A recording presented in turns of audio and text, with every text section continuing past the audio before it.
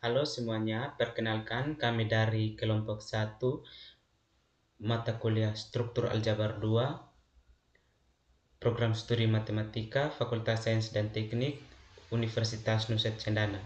Di video kali ini kami akan menjelaskan tentang pembuktian dari teorema hubungan antara ideal maksimal dan ideal prima dan juga teorema eksistensi ideal maksimal. Terima kasih atas kesempatan yang diberikan kepada saya. Perkenalkan, nama saya Sepriani Oriansini Batonis. Di sini saya akan memberikan sebuah contoh soal tentang buktikan dan jelaskan dalam teorema hubungan ideal maksimal dan ideal prima dan teorema eksistensi. Ideal maksimal yang pertama itu diberikan ring komutatif R dengan elemen satuan dan ideal I di R. Jika I adalah ideal maksimal maka I merupakan ideal prima. Yang kedua, diberikan ring dengan elemen satuan, setiap ideal sejati dari R selalu termuat di suatu ideal maksimal dari R. Berikut kita masuk dalam bagian yang kedua, itu penyelesaian soal nomor 1. Soalnya yang berbunyi, diberikan ring komutatif R dengan elemen satuan dan ideal I di R. Jika I adalah ideal maksimal, maka 1 merupakan ideal prima. Yang pertama diketahui, yang pertama R adalah ring komutatif dengan elemen satuan 1 elemen R, 1 tidak sama dengan 0. Yang kedua itu I adalah ideal di R. Akan dibuktikan I ideal prima, yaitu untuk setiap A elemen B, maka A elemen I atau B. Perkenalkan, nama saya Winlima. Di sini saya akan menjelaskan tentang bukti dengan kontradiksi. Baik, kita asumsikan I bukan ideal prima, maka terdapat AB elemen R dengan AB elemen I, tetapi A tidak elemen I dan B juga tidak elemen I. Karena A tidak elemen I, kita dapat membentuk ideal baru yang dibangun oleh I dan A, yaitu J sama dengan 1 tambah A sama dengan I tambah R kali A, di mana I kecil elemen I besar dan R kecil elemen R besar. Karena I elemen R, maka A sama dengan 0 tambah I kali A elemen J. Tapi A tidak elemen I, maka I adalah subset sejati dari J, sehingga I subset J. Pada bagian ini, kita melanjutkan pembuktian bahwa ideal I adalah ideal maksimal. Karena I merupakan ideal maksimal dan I subset J, maka satu-satunya kemungkinan adalah J sama dengan R. Akibatnya, satu atau elemen identitas di R juga harus berada di J. Sekarang, jika I subset J, maka setiap elemen J bisa ditulis sebagai I0 tambah R0 dikali A, atau di sini I0 adalah elemen di I dan R0 adalah elemen di R. Kita tahu bahwa hasil kali AB berada di I, maka kalau kita kalikan persamaan sebelumnya dengan B, kita dapat B sama dengan I0 tambah R0 A kali B, yang menghasilkan B sama dengan I0B ditambah R0 AB. Karena I0 ada di I dan AB juga di I, maka hasil kali keduanya yaitu I0B dan R0 AB juga termasuk dalam I. Jadi dapat disimpulkan bahwa B juga merupakan elemen dari I. Jadi baik, kita lanjut. Karena B adalah penjumlahan dari dua elemen yang berbeda di I, yaitu I0B elemen dari I dan R0AB elemen dari I, maka B harus berada di I.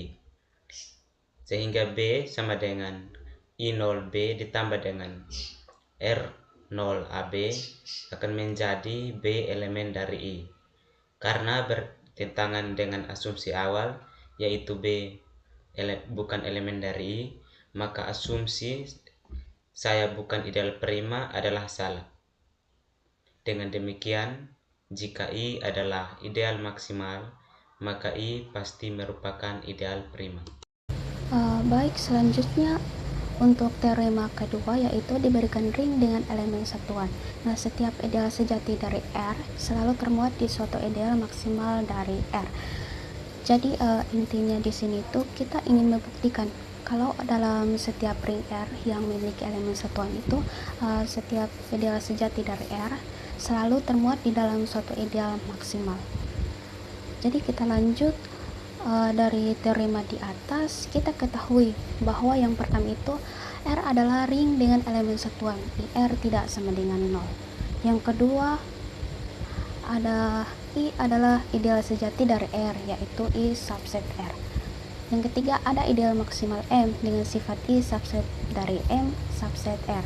Nah, tujuannya kita itu untuk membuktikan apakah ada M dari R yang maksimal sehingga I subset dari M.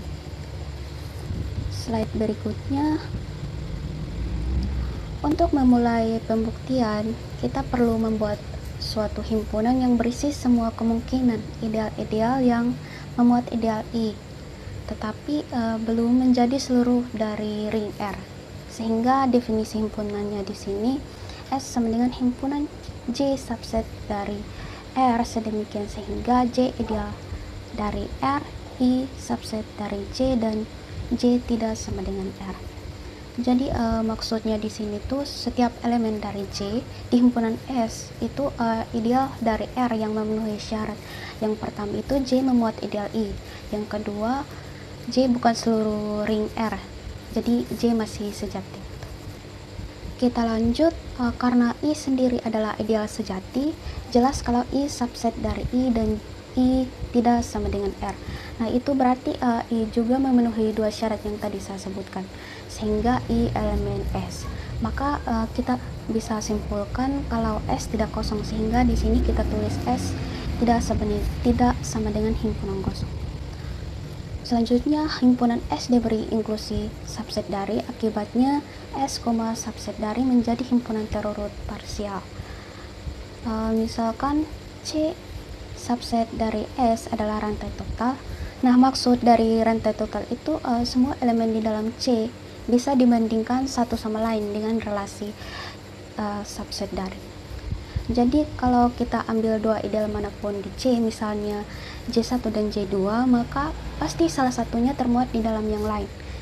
Sehingga di sini setiap anggota dalam C dapat diurutkan maksimalnya. Untuk setiap J1, J2 elemen C, maka J1 subset dari J2 atau J2 subset dari J1. Selanjutnya akan dijelaskan oleh teman saya.